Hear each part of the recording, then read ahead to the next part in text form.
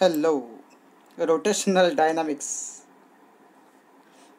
आजचं हे special addition जे बेस्ड आहे मल्टिपल चॉईस क्वेश्चन्सवरती. खरं तर आपण कालच हा टॉपिक चर्चा करून संपवला होता. तुम्हाला मी काल असे म्हटलं होतं की तुम्ही रिव्हिजन करा, हाच तुमचा होमवर्क आहे. जे समजलं आहे, जे नाही समजलं आहे त्याचा फेर आढावा घ्या आणि त्यामुळे तुम्ही काल ते सगळं काम केलं आहे म्हणून. आणि काही मुलांच्या अशाही कमेंट्स आल्या की ज्याच्यामध्ये त्यांनी असं म्हटलं आहे की सर MCQचं काय. कारण आपल्या सगळ्यांनाच माहिती आहे की आपल्या बोर्डाच्या पेपर पॅटर्नमध्ये 10 गुणांसाठी हे मल्टिपल चॉईस क्वेश्चन्स असतात आणि त्यामुळे त्यांच्याकडेही दुर्लक्ष करून चालणार नाही.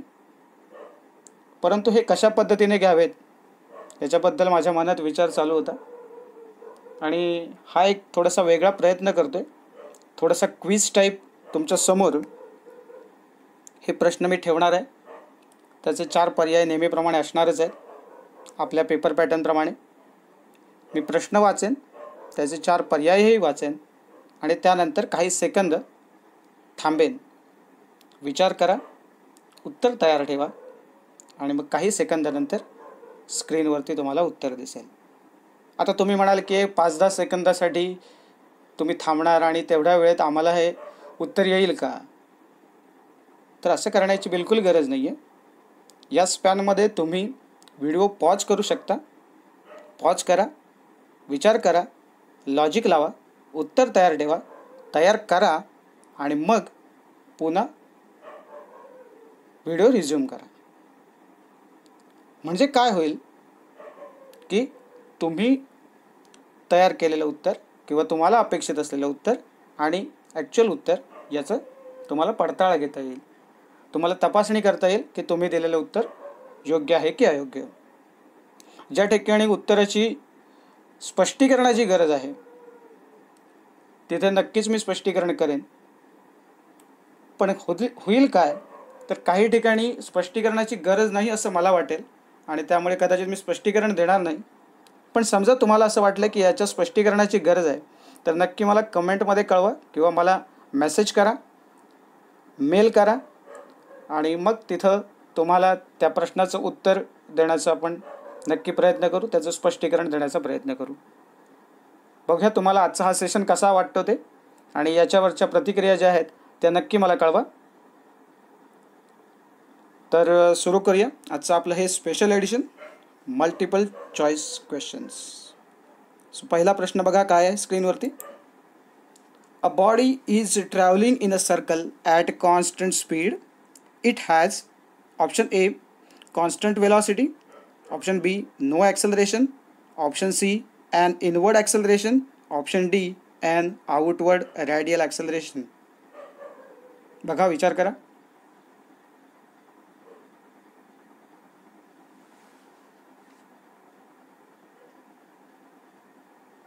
बघूया उत्तर काय आहे. an inward acceleration. आपल्याला माहिती आहे, आपण तिची डायग्राम जर बघितली तर तुमच्या लक्षात येईल की ॲक्सेलरेशनची डिरेक्शन आहे ती इनवर्ड डिरेक्शन आहे.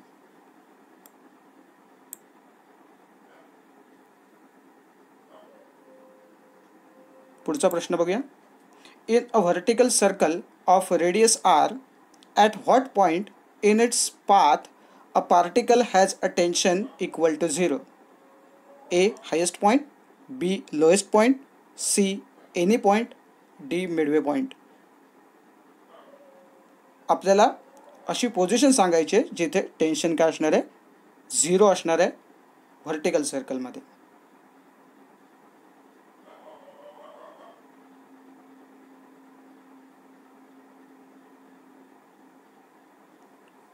सो बघूया उत्तर काय आहे ते. Highest point. So option A highest point. आपल्याला माहिती आहे की ॲट द टॉप टेन्शन 0 असतं. हे आपण आपल्या त्या डेरिवेशनमध्ये बघितलेलं आहे. पुढच्या प्रश्नाकडे वळूया. In a vertical circular motion difference between tension at highest point and lowest point is option A 5 mg, option B 6 mg, option C 7 mg, option D 8 mg.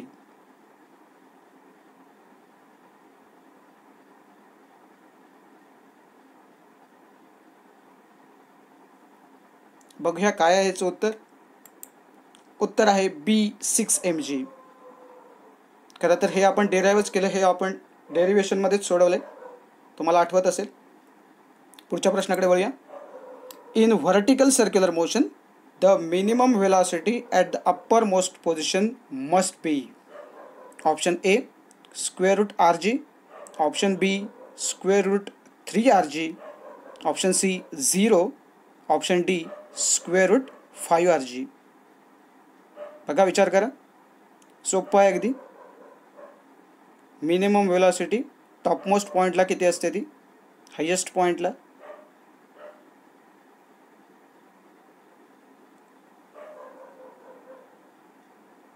बघूया उत्तर काय आहे ते. उत्तर आहे ए स्क्वेअर रूट RG. तर हे आपल्या सगळ्यांनाच माहीत असेल कदाचित. बघूया पुढचा प्रश्न. The ratio of minimum velocity at the midway position to the uppermost position in the vertical circular motion is. Option A 2:1, option B 3:1, option C 1.732:1, option D 5:1. So आपल्याला रेशो कोणाचा काढायचा बघा. मिडवे पोझिशनची आपली जी वेलॉसिटी आहे, minimum velocity, आणि uppermost पोझिशनची मिनिमम वेलॉसिटी, यांचा रेशो काय असेल. बघा, विचार करा.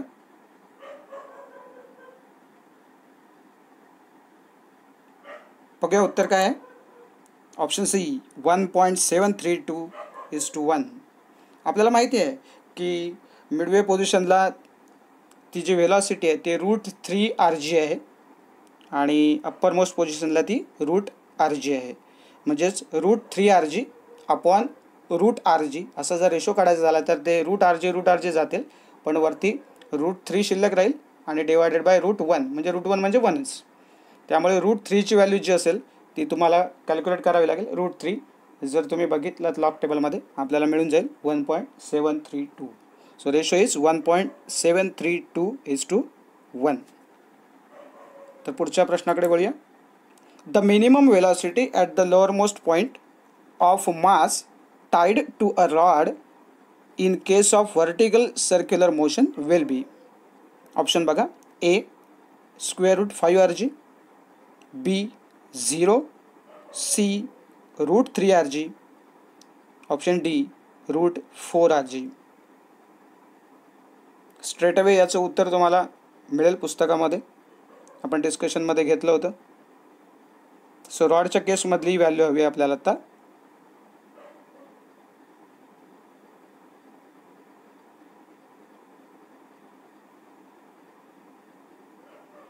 सो बघूया काय आहे उत्तर आपलं.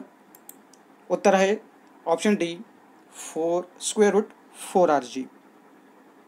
ओके, पुस्तकामध्ये हे डायरेक्ट तुम्हाला मिळून जाईल.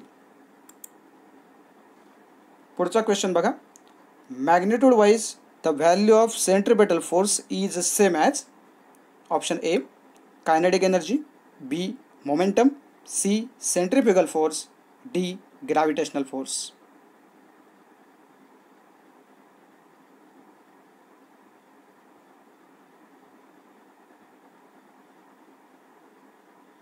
ओके, बघूया याचं काय आहे उत्तर.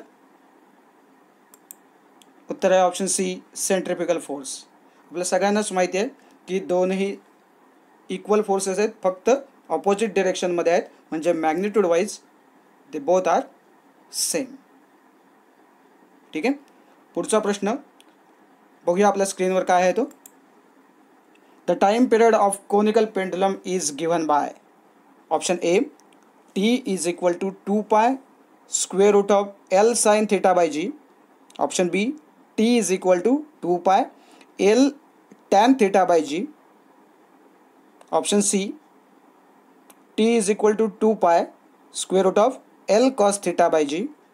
Option D T is equal to 2 pi square root of L cot theta by G. So आपल्याकडे याचंही डेरिवेशन आपण बघितलं. सो तुम्ही लगेच सांगू शकाल, विचार करा.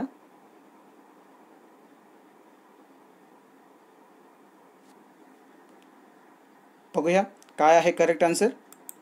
करेक्ट आन्सर आहे C. T is equal to 2 pi square root of L cos theta upon G. बघूया पुढचा प्रश्न काय आहे.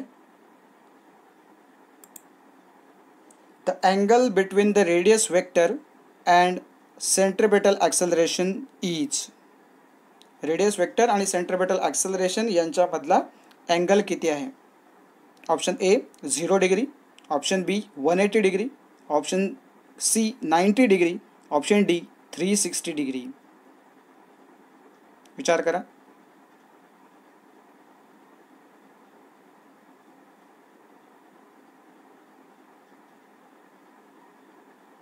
ओके, बघूया काय आहे उत्तर. उत्तर आहे ऑप्शन बी 180 डिग्री. एक्झॅक्टली आपल्याला माहिती आहे रेडियस वेक्टरची डिरेक्शन आणि सेंट्रिपेटल ॲक्सेलरेशनची डिरेक्शन, त्याच्यामुळे त्यांच्यामधला अँगल जो आहे तो 180 डिग्री आहे. नेक्स्ट क्वेश्चन बघूया. बघा काय आहे तो.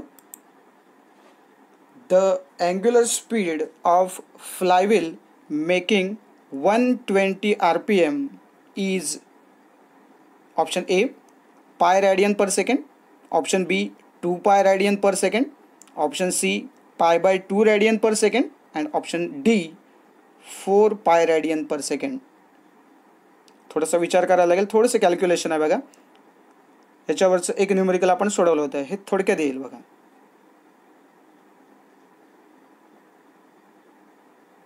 ओके, बघूया याचं उत्तर काय येतं ते. आणि करेक्ट आन्सर आहे option D 4 pi radian per second. पण बघा आपण काय केलं होतं.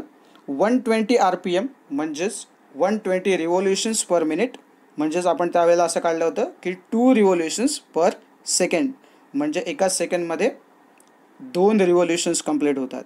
2 रिव्होल्युशन्स म्हणजे एका रिव्होल्युशनमध्ये 360 डिग्री, आणि म्हणजेच 360 डिग्री म्हणजे 2 पाय, आणि 2 रिव्होल्युशन कंप्लीट होतात म्हणजे 4 पाय. So 4 pi radian per second. पुढचा MCQ काय आहे बघूया. A body rolls down an inclined plane if its kinetic energy of rotational motion is 40% of its kinetic energy of translational motion, then the body is A solid sphere, B ring, C disc, D hollow sphere. बघा शेवटचे जे remark बघितले होते आपण कालच,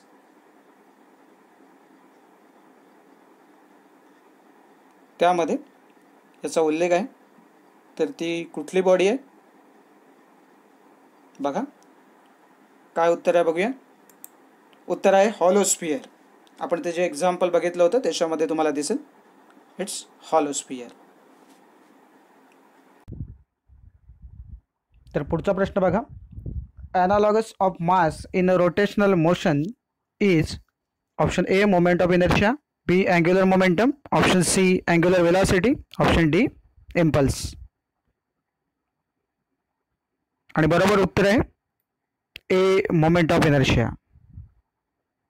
पुढचा प्रश्न बघूया.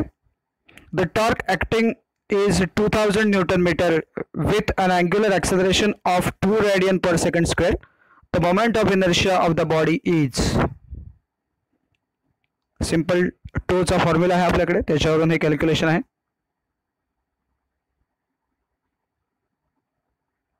ओके, आन्सर बघूया. आन्सर आहे 1000 kg मीटर स्क्वेअर. आपल्याकडे फॉर्म्युला आहे बघा. Tau is equal to I alpha. So आयसाठी रिअरेंज करावं लागेल आपल्याला. So 2 upon alpha. सो 2 आणि अल्फा दिले, त्यामुळे हे उत्तर येईल. पुढे जाऊया.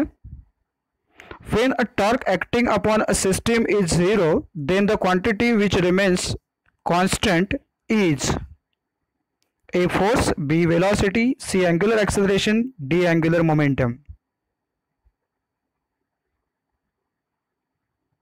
उत्तर आहे option D angular momentum. Law of conservation of angular मोमेंटमचं स्टेटमेंट आहे हे खरं तर, त्यामुळे तुमच्या लगेच लक्षात येईल. पुढच्या प्रश्नाकडे बघूया. Moment of inertia depends on option A position of axis of rotation, B distribution of masses, C individual masses of the particles, D all of these.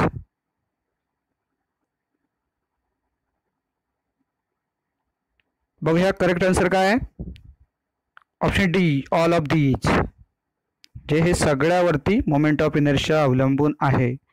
आपण ते कन्क्लुजन तिथे काढले बघा. नेक्स्ट क्वेश्चन बघूया. Radius of gyration of disc rotating about an axis perpendicular to its plane passing through its centre is. डिस्कसाठी radius of gyration किती येईल, आपल्याकडे तो फॉर्म्युला पण आहे के साठीचा, त्याच्यानुसार हे कॅल्क्युलेशन करायचे. तुम्ही आरामात करा. उत्तर बघूया. व्हिडिओ पॉज करा. उत्तर आहे option B R upon √2. Calculate करून बघा, उत्तर मिळेल. पुढचा क्वेश्चन बघा. Which is the wrong relation from the following. Option A F is equal to M A, option B L is equal to I omega, option C I is equal to 2 alpha, option D P is equal to M V.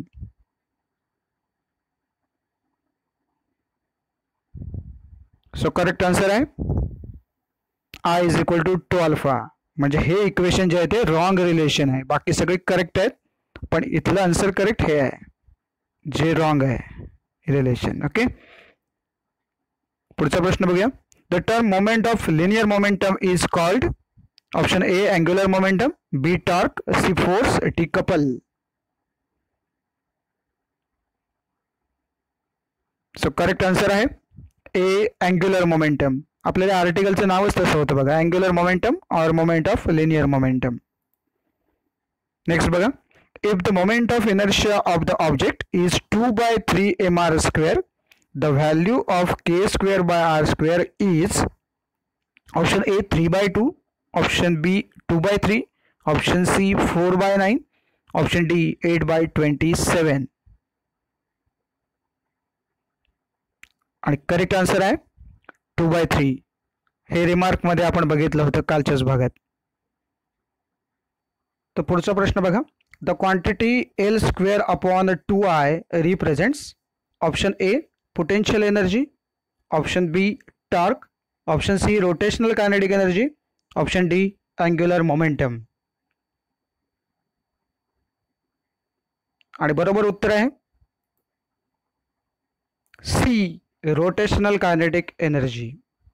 So आपल्याला माहिती आहे जर आपण एलच्या जागेवरती किंमत टाकली की आय ओमेगा, म्हणजेच तो आय स्क्वेअर ओमेगा स्क्वेअर होईल, आणि हे जर सोडवलं आपण तर नंतर आपल्याला मिळेल 1/2 आय ओमेगा स्क्वेअर. एकदा चेक करून घ्या. आणि ती आहे रोटेशनल कायनेटिक एनर्जी.